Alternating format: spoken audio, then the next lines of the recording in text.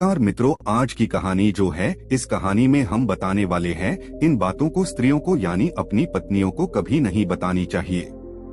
जो भी पुरुष, जो भी व्यक्ति इन 3 बातें अपनी स्त्रियों को बता देता है तो वह पुरुष सदा के लिए ही गरीब रहता है। वो पुरुष सदैव ही दुखी रहता है। तो दोस्तों, आज की हमारी ये कहानी बड़ा ही ज्ञानवर्धक और बहुत ही प्रेरणादायक है। यह कहानी आप सभी दोस्तों पूरा जरूर सुनना है। हम आपसे आग्रह करते हैं, और ये ज्ञानवर्धक कहानी पसंद आए तो अपने मित्र बंधु तक अवश्य शेयर कीजिए ताकि उन्हें भी इस ज्ञानवर्धक कहानी का लाभ प्राप्त हो सके। दोस्तों, अगर आप इस चैनल पर पहली बार आए हैं तो चैनल को सब्सक्राइब जरूर करिएगा। साथ ही हमारे नए वीडियो सबसे पहले देखने के लिए बेल आइकन को प्रेस करें ताकि आपको नोटिफिकेशन समय समय पर प्राप्त हो सके। तो दर्शकों, अब आपका ज्यादा समय बर्बाद ना करके आज की इस पावन कहानी को शुरू करते हैं। चाहे मर जाना, लेकिन इस कहानी में बताई गई इन 3 बातों को स्त्रियों को भूल कर भी मत बताना।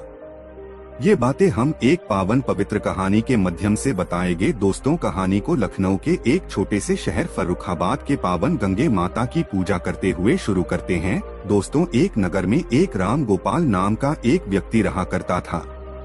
राम गोपाल मन से बहुत ही बोला था और बहुत सीधा साधा था।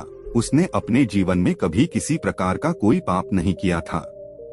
दोस्तों, राम गोपाल की जो पत्नी थी वो थोड़ी भुलक्कड़ स्वभाव की थी और रामगोपाल के छोटे छोटे 2 बच्चे भी थे। रामगोपाल अपनी पत्नी से किसी भी प्रकार की कोई भी बात को नहीं छुपाता था और रामगोपाल अपने घर में अकेले ही कमाने वाला था। जिस नगर में रामगोपाल रहा करता था, उस नगर में सबसे गरीब केवल रामगोपाल ही था।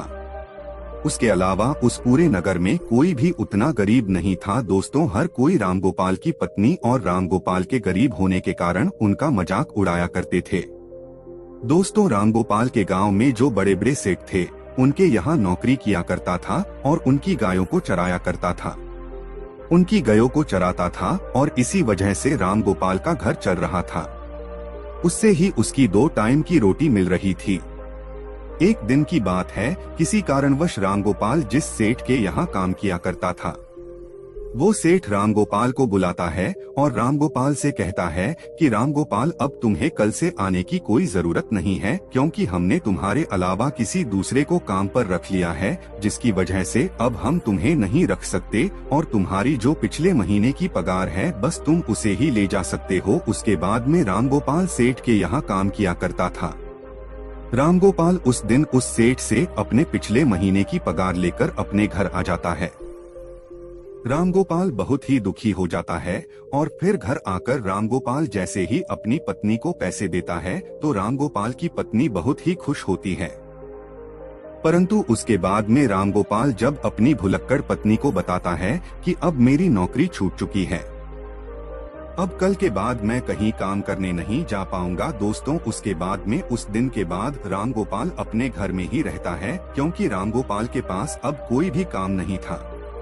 उसके बाद में देखते ही देखते कई दिन बीत गए, परंतु रामगोपाल को कोई भी काम नहीं मिल रहा था और घर में रखे हुए जो पैसे थे जो उस सेठ ने दिए थे, वो पैसे भी धीरे धीरे खर्च हो गए।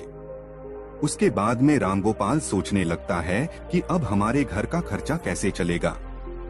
हमारे घर में कमाने वाला केवल मैं अकेला हूँ और मुझे कुछ ना कुछ तो करना ही होगा, वरना इस तरह तो हम भूखे मर जाएंगे। दोस्तों, इस प्रकार देखते ही देखते कई दिन बीत गए और फिर एक ऐसा समय आ जाता है जब रामगोपाल के घर में खाने के लिए एक दाना भी नहीं बचता है। फिर रामगोपाल बहुत ज्यादा उदास हो जाता है और मन ही मन अपने आप को कोसने लगता है। और फिर एक दिन की रात रामगोपाल को अपनी पत्नी और अपने बच्चों के साथ भूखा ही सोना पड़ता है। जब कुछ खाने को नहीं मिलता है तो रामगोपाल कुल्हाड़ी लेकर घर से थोड़ी दूर एक जंगल में जाता है और जंगल में लकड़ियां काटने के लिए जाता है। रामगोपाल जैसे ही जंगल में लकड़ियां काटने के लिए जाता है तो रामगोपाल को एक संत दिखाई देते हैं। तो रामगोपाल उस संत के नजदीक जाता है और फिर संत रामगोपाल को देखकर अपनी आंखें खोल लेते हैं। फिर रामगोपाल उस विद्वान संत को प्रणाम करता है और प्रणाम करने के बाद उनके पैरों में गिर जाता है और कहता है कि गुरुदेव, मेरे घर में खाने पीने के लिए दाना पानी नहीं है, मेरे बीवी और बच्चे भूखे मर रहे हैं। कृपया करें आप मुझे कोई ऐसा सुझाव दें जिसकी वजह से मेरा घर ठीक तरह से चलने लगे। दोस्तों, इस प्रकार विनती करने के बाद में वो संत राम गोपाल की ओर देखता है और वह संत राम गोपाल की ओर देखकर समझता है कि वह बहुत ही नापापी है। उसने अपने जीवन में आज तक कभी पाप नहीं किया और बहुत ही सीधा साधा स्वभाव का है। सीधे स्वभाव को देखकर विद्वान साधु रामगोपाल से कहता है कि रामगोपाल, मैं तुम्हें आज ऐसे एक पेड़ के बारे में बताने वाला हूँ। अगर उस पेड़ के नजदीक जाकर तुम उस पेड़ से जो भी मांगोगे तो वह पेड़ तुम्हें लाकर दे देगा, और अगर उस पेड़ का एक छोटा सा भी भाग, छोटी सी भी लकड़ी तुम तोड़ लेते हो या काट लेते हो तो वह सोने में बदल जाएगी। इस तरह तुम अपना घर चला सकते हैं, अपने घर की गरीबी को दूर कर सकते हैं। लेकिन इसमें एक शर्त है। अगर यह राज तुमने किसी और को बताया, अगर तुमने इस बात को लेके अपनी औरत को बताया, तो उस दिन के बाद से ही तुम्हें यह पेड़ किसी प्रकार की कोई वस्तु नहीं देगा और तुम्हें सब कुछ देना बंद कर देगा। उधर रामगोपाल तो सीधा साधा स्वभाव का था। फिर रामगोपाल संत के द्वारा बताए गए उस पेड़ के नजदीक जाता है और पेड़ के नजदीक जाकर रामगोपाल को सबसे पहले अपनी बीवी और अपने बच्चों की ज्यादा चिंता थी, इसलिए रामगोपाल ने सबसे पहले उस पेड़ से एक बोरी चावल मांगने लगा। जैसे ही रामगोपाल एक बोरी चावल मांगता है, फिर झट से जाने कहां से एक बोरी चावल रामगोपाल के सामने आ जाते हैं। रामगोपाल उस चावल की बोरी को ले जाता है और अपने घर में जाकर अपनी पत्नी और बच्चों को चावल खिला देता है और भरपेट भोजन करा के उस दिन रामगोपाल ने अपनी पत्नी को यह नहीं बताया था कि मैं यह चावल कहां से लाया हूं। परंतु फिर जैसे ही रामगोपाल दूसरे दिन उसी पेड़ के पास जाता है तो रामगोपाल उस वृक्ष से 5 सोने की मुद्राएं मांग लेता है, और जैसे ही रामगोपाल सोने की मुद्राएं मांगता है तो वह पेड़ रामगोपाल को 5 सोने की मुद्राएं दे देता है। रामगोपाल 5 सोने के सिक्के पाकर खुश हो जाता है और अपने घर को आ जाता है।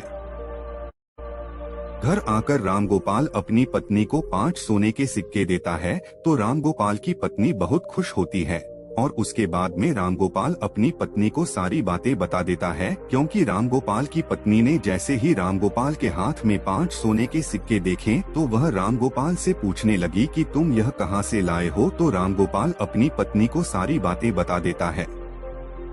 दोस्तों, उसके बाद में रामगोपाल अपनी पत्नी से कुछ नहीं छुपाता, मगर रामगोपाल को इस बात का भी पता था कि उसकी पत्नी भुलक्कड़ स्वभाव की है। वो सारी बातें अपने पड़ोसियों को बता देती है।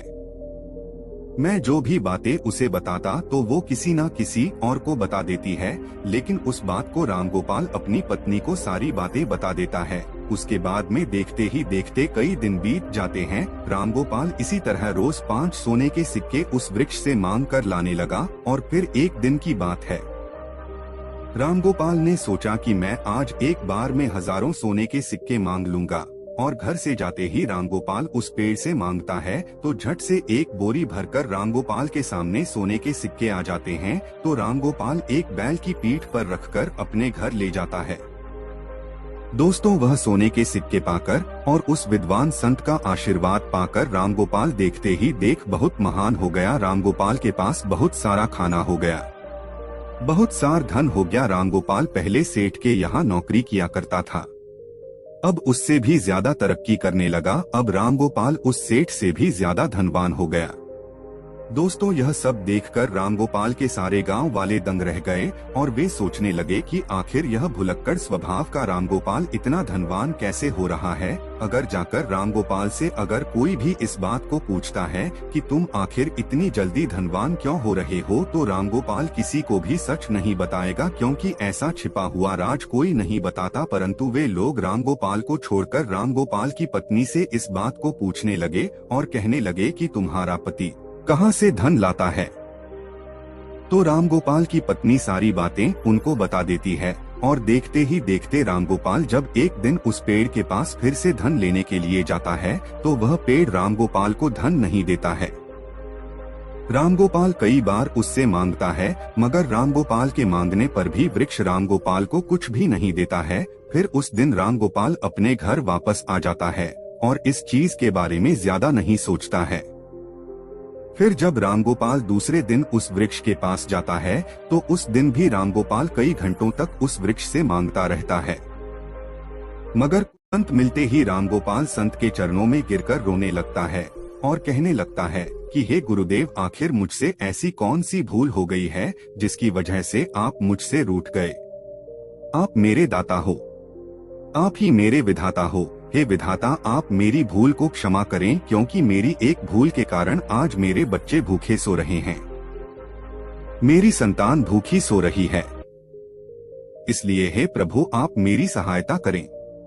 दोस्तों, उसके बाद में विद्वान साधु रामगोपाल से कहता है कि रामगोपाल, अगर ऐसी बात है तो मैं तुम्हें माफ करता हूँ, परंतु आज मैं तुम्हें ऐसी 3 बातें बताने वाला हूँ और मेरी बात, यह 3 बातें किसी को कभी भी अपने जीवन में, यह 3 बातें चाहे कोई पुरुष हो या तुम्हारी पत्नी हो, यह बात अपनी स्त्रियों को नहीं बतानी चाहिए। जो पुरुष इन बातों को अपनी स्त्रियों को बताता है वह पुरुष जीवन में सदा के लिए दुखी रहता है, सदा के लिए जीवन में गरीब रहता है।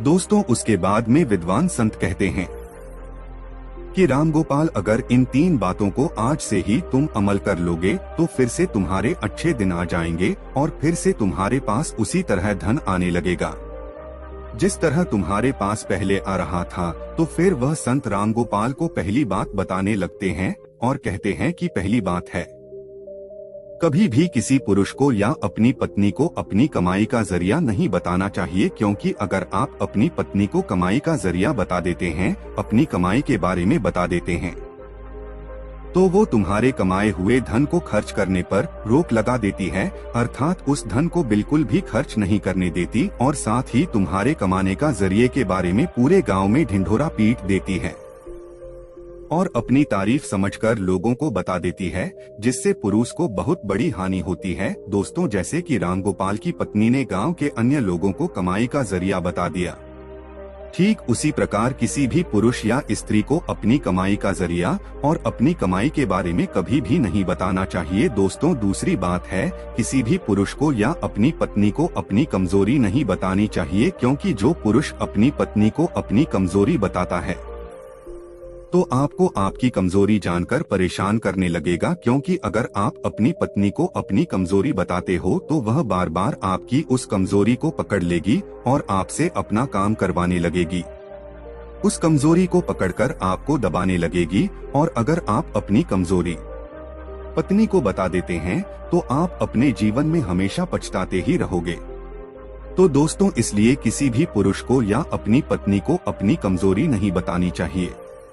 तीसरी बात, किसी भी पुरुष को या अपनी पत्नी को अपने जीवन में हुए अपमान के बारे में नहीं बताना चाहिए, अर्थात जो पुरुष अपनी पत्नी को अपने हुए अपमान के बारे में बताता है तो उसकी पत्नी उसे बात बात पर, छोटी छोटी बात पर आपके उस अपमान के बारे में बोलकर, उसका हवाला देकर आपको परेशान करेंगी, मजबूर करेगी और बार बार उस अपमान का हवाला देगी, क्योंकि स्त्री धर्म और कर्म से बनी हुई होती है।